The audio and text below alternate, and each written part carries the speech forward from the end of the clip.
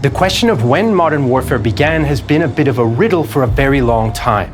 One of the reasons why it's so tricky to agree which was the first modern war is that not everyone agrees on the definition of modern. For some, modern is just recent or happening in our times, whereas generally speaking, for historians, the modern period began more than 500 years ago, the period in which people have thought of themselves as more advanced than those who came before in terms of technology, culture, politics, and economics. But what about modern war? If we're going to try to figure out when it started, we should give ourselves a few guidelines to go by. Most historians would agree that modern war, whenever it began, is the result of technological, administrative, and ideological changes. In other words, modern war is about the tools and machines that allow you to fight, the bureaucracy and systems that allow you to organize yourself to fight, and the ideas and motivations that make you want to fight, or at least consent to fighting. No definition of war or modernity is perfect, but let's think practically and keep these three areas in mind. This is a discussion meant to help us learn something, but it's also just interesting to think about. There is no real consensus. Let's start with a look at the Second World War, which everyone would agree is a modern conflict. It was fought using undeniably modern advanced technology, from radar and sonar, through long-range bombers, jet-powered planes, aircraft carriers, radios, artificial harbors, and long-range rockets. The list is very long, and they caused unprecedented destruction. Administratively, massive war machines of millions of soldiers were managed by millions of bureaucrats and technicians, who also managed entire economies for war production. And they kept an eye on security on the home front, including mistreating or killing their own citizens. Ideologically, the tens of millions of soldiers who killed and died were connected to powerful modern concepts like fascism, communism, nationalism, democracy, freedom, or empire. Many were even motivated to commit crimes against humanity and genocide based on these convictions. This ticks all the boxes for modern war, but one could argue that World War II was actually the last modern war, since the invention of nuclear weapons meant that warfare had entered a new post-modern era. Historian Martin van Crefeld even wrote that in 1945, modern war abolished itself. So World War II can't be the first modern war if it was the last. But what about World War I? The First World War has a stronger case, since it had most of the same characteristics as the Second, just 20 years earlier. Loads of new technology and tactics were first invented or used on a mass scale during the war, like poison gas, tanks, light machine guns, hand grenades, combat aircraft, aerial bombing, submarines, and combined arms warfare, to name just a few. The line between civilians and soldiers became more and more blurry, another feature of modern war. The Allied blockade caused hundreds of thousands of deaths in Germany and Austria-Hungary, while harsh Central Powers occupation policies killed tens of thousands more in Serbia and Russian Poland. And of course, there was the Ottoman-Turkish genocide of the Armenians. Society, politics, and the economy were completely reorganized for war as well. The armies fielded by all the powers were larger than any before in history, as were state programs to treat the wounded and provide for war widows, orphans, and refugees. State governments took complete control of not only weapons and munitions production, but also food and civilian goods, including consumption limits via rationing. And of course, in addition to nationalism and imperialism, the First World War saw the explosion of communism as a state ideology with the Russian Revolution in 1917. And as soon as the war ended, the roots of fascism in Italy and Germany as well. State propaganda appealing to ideology to keep up morale amongst the troops and on the home front reached an intensity and a penetration into daily life that had never been seen before. The Great War was a total or almost total war, another aspect of modern war.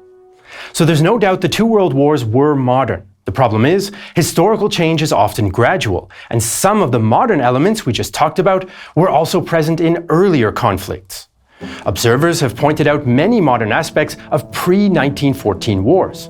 To give just a few examples, the 1912-13 Balkan Wars certainly saw nationalism as a motivating force, as well as atrocities against civilians merely for belonging to the enemy nation. And the 1911-12 Italo-Turkish War saw the first significant use of airplanes for reconnaissance and bombing. In the 1899-1901 Second Boer War, British soldiers wore khaki uniforms rather than the traditional red, to escape the modern firepower of Boer weapons. Culturally, this was part of the de-aesthetization of modern war. The Boer War and the 1898 Spanish-American War also saw the use of concentration camps by the imperial powers to control so-called enemy populations. The Russo-Japanese War of 1904-05 has also gotten a lot of attention for its modernity. The fighting showed what modern machine guns and artillery could do to men's bodies, and the Battle of Mukden used up as much ammunition as the entire Prussian army during the 6-month Franco-Prussian War. Russia and Japan mobilized 2.5 million men armed with weapons very similar to World War I, which required an unprecedented level of organization. Japan mobilized its economy and society for a form of modern total war, with a close relationship between the fighting front and the rear, and new methods for financing the extremely expensive industrial war. Historian John Steinberg sees the Russo-Japanese War as something of a break with the past. In this regard, the Russo-Japanese War looked more like World War I than anything that had occurred previously, including the recent Spanish-American and Boer Wars. The war also saw long, drawn-out battles that stretched over days or weeks over very large battlefields. But these battles were not that decisive on their own, another hallmark of modern war. More advanced weapons made defending more effective, and the result was long sieges and lots of trenches. Even the side that won a battle often suffered crippling casualties that prevented it from pushing on to a war-winning victory. The war also had a global footprint, with France supporting Russia and the US and UK supporting Japan, and the Russian fleet steaming around the globe before its defeat at Tsushima. Steinberg sums up the case. The Russo-Japanese War, therefore, had all of the elements that historians have discerned in World War I. Its origins were linked to the imperial expansion of the European powers, its battlefields were stocked with the weapons and munitions of the Industrial Revolution, and neither the civilian nor the military leadership was prepared for the war that actually occurred in Manchuria. Still, other historians have pointed to a distinctly modern side to the German Wars of Unification in 1864 against Denmark, 1866 against Austria, and 1870-71 against France. These conflicts saw mass use of breech-loading rifles and artillery, greatly increasing firepower and lethality on the battlefield. The range at which the fighting took place increased as well, all of which caused the Prussian Guards to adopt looser tactics to reduce losses. All these developments fit with modern warfare, as does the Third French Republic's declaration of guerre à outrance and attempt at total war, and German popular war enthusiasm. The Prussian General Staff, the first of its kind, also represented a new level of organization and planning. At the same time, though, these wars still shared many characteristics with 18th century cabinet wars, with limited goals and a still selective application of force, at least in part. Chief of the Prussian General Staff, Helmut von Moltke, recognized the changes happening before his very eyes. The days of the cabinet wars are past. Now we have only the people's war. There's not one great power that can be so completely overcome in one or even two campaigns that it will be forced to conclude an onerous peace. Not one that will be unable to rise again after a year to renew the struggle. So it seems every step back in time that we take, the long comet tail of modern war is still visible, at least partially. And it now leads us to one of the most debated modern wars, the US Civil War. From 1861 to 1865, the Northern Union and Southern Confederacy waged what many have seen as the first modern war. The conflict saw the use of modern, industrially produced weapons like rifled muskets, ironclad warships, submarines, repeating rifles, Gatling guns, and even barbed wire defenses. Most of these novelties were not widely used, although American ironclads did inspire European navies to move away from wooden hulls. The army also used railroads to transport troops, the telegraph to communicate, and the war was mediatized thanks to another relatively new technology, photography. Black and white images, many taken by Matthew Brady's team of photographers, connected Americans with the war as they could not have been in the Mexican-American War less than 20 years before. But ideology was important too, since both sides used mass citizen armies, and the North at least made war against Southern society, not just the Southern Army. Sherman's infamous march across Georgia was about defeating the Southern people's will to fight and economic means to do so, more than purely military objectives. And of course, the question of slavery over which the war was fought provided a strong ideological and moral basis for the conflict as well. On the other hand, the Civil War was not that modern in terms of administration and organization. The armies were large but not that well coordinated, and none of the armies were able to overcome basic issues of logistics. It is true that the war bogged down into a stalemate with, in some places, modern-looking trench-based positional war, but this may have been the result of poor discipline and a lack of competent professional officers, typically two important factors in modern war. Historian Reed Mitchell has been quite critical of the idea of a modern civil war, for example, the modern lack of game-changing battles. Decisive victories could not be won during the Civil War, but the reasons for this have far more to do with the technicalities of logistical restrictions and of battlefield tactics and American military culture than it does with the modernity of the Civil War. Some even suggest the US Civil War was the last of the Napoleonic Wars, although this is certainly disputed as well. One chink in the armor of the US Civil War as first modern war argument is the 1853-56 Crimean War.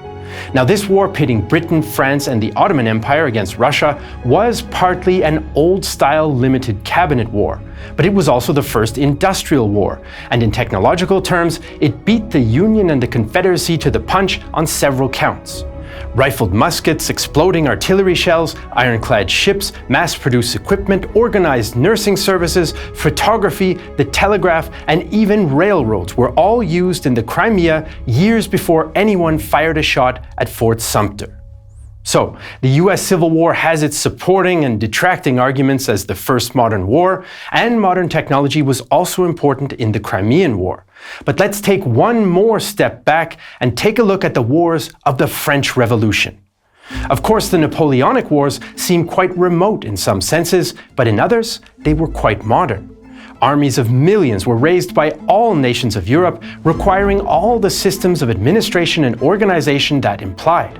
France alone conscripted 7% of its population into the military. In terms of ideology, the Tsar called on peasants to fight for Mother Russia in 1812, Napoleon urged his men to fight for the glory of France, Spanish guerrilla fighters persevered for their nation's freedom, and of course Lord Nelson reminded his sailors that England expected each of them to do his duty. Napoleon had abandoned the democratic thinking of the revolution, but he certainly kept the ideas of nationalism and the bureaucracy of the state and the army.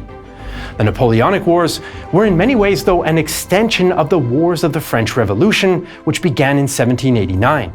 The revolution created a new kind of relationship between soldiers and the cause they were fighting for.